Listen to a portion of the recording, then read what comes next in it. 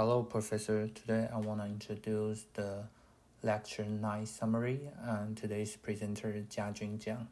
And here is the agenda. First, we're going to start with the problem with direct memory access. And then is virtual memory introduction. And then is the page fault. And then is multi-level page table. And the final is translation look-aside buffers. There's are three main problems with direct memory access, and those three main problems are also the virtual memory wants to solve. The first one is memory protection. The processor in the CPU will be isolated, so there's nothing to stop the processor from reading data from another process. And then is defragmentation. The program running for a long time will be split into fragments. So it means in the end of the program, we'll have a lot of tiny portion in the main memory. And then you cannot use the rest of the memory anymore. And the third one is limited size. It means the program that need to work on a large amount of data can fit in the memory. The advantage of the protection is it can prevent one program from accessing data of another, and also a program can create and use address in its own virtual address space without interference from another program. And so the program don't have to know how many other programs are running on the system or how many memory are those programs are used. But the disadvantage for the virtual physical address mapping become part of the state of the program. It means when systems switch from executing one program to another, it needs to change the page table used and intervene any address translation in the TLB. So if we don't do that, the virtual memory and the physical memory will not change. So the new program will be used the old data. The solution for direct memory access, we can insert the memory management unit. It is a unit between the CPU and the memory. So the CPU will give the NNU a visual address, and the NNU can transfer into the physical address to the memory. The fragmentation is to stitching the visual address space together out of 4 kilobyte block of physical memory.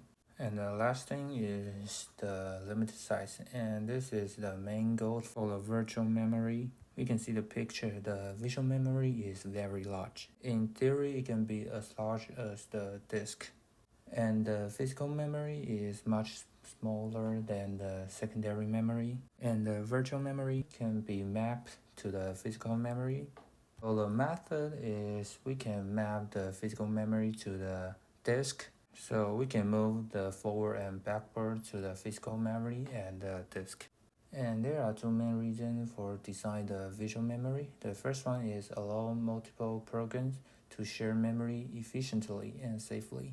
The second is eliminate program limitation caused by multi-memories being too small. So the virtual memory can use more memory than the system has and don't need to manage the memory.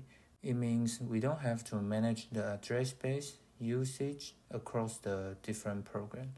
And the virtual memory can be able to do the protection.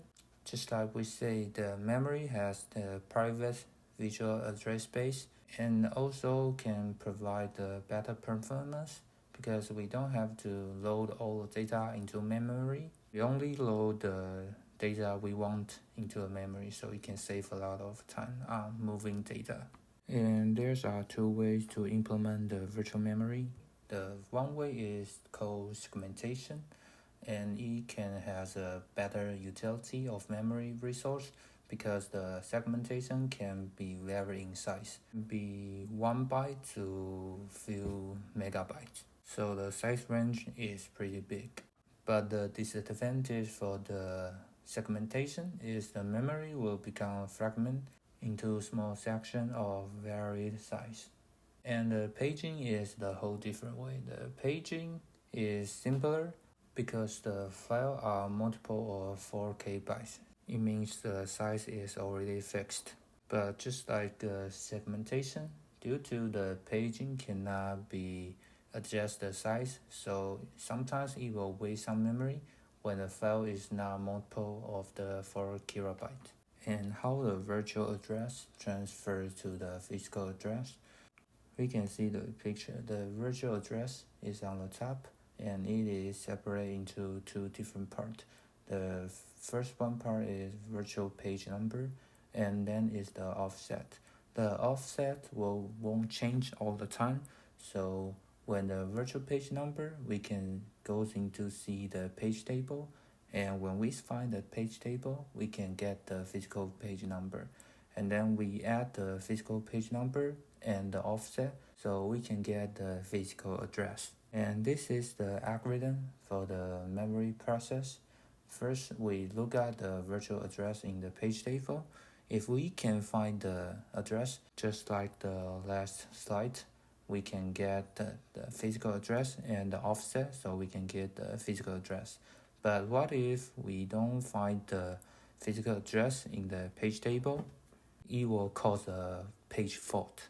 So if we cause a page fault, we have to load page from the disk and update the page table, and then compute the physical address again, and then we can complete the memory reference. And what is the page fault? The page fault is a virtual memory miss, which means the data we need is not in the main memory. And how the computer to solve the problem is we have to save the PC and the instruction set information in the CPU register, and the OS is try to find out which virtual page is needed. And then this time we have to wait, so we can switch to other task that is ready to run. And when the task is complete, we will interrupt and then restart the original instruction.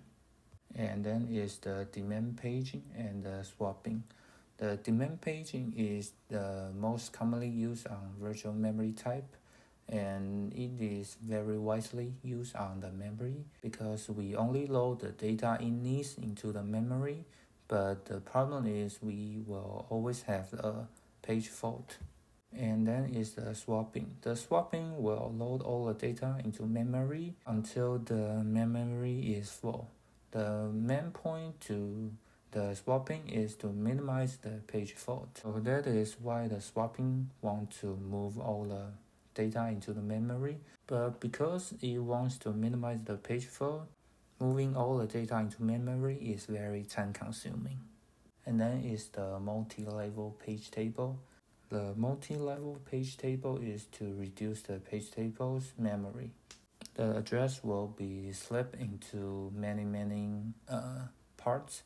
The highest order group is to select an entry page, and the lower order group is to select the next page from the previous level. So we can see the picture.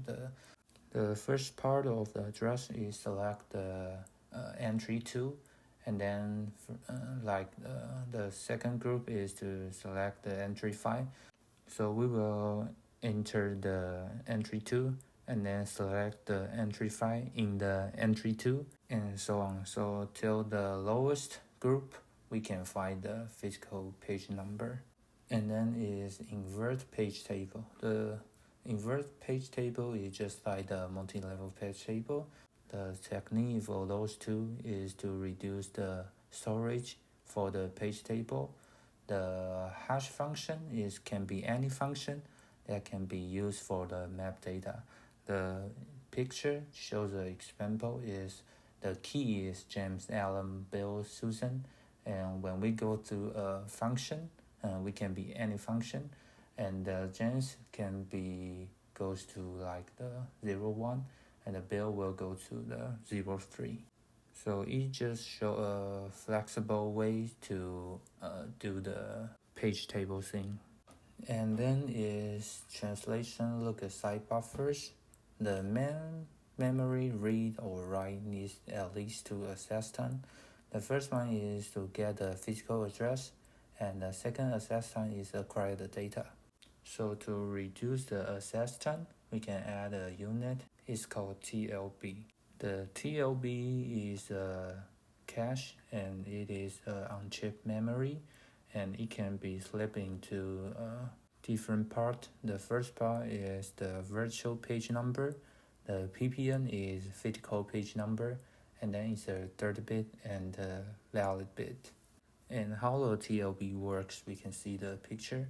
The right side of the picture is just the same as the virtual memory access. First, to look at the virtual address.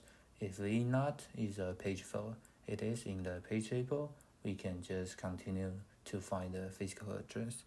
But the TLB, we can look at the virtual address in the page table. If the address is in the TLB, we can directly put the physical address into the memory.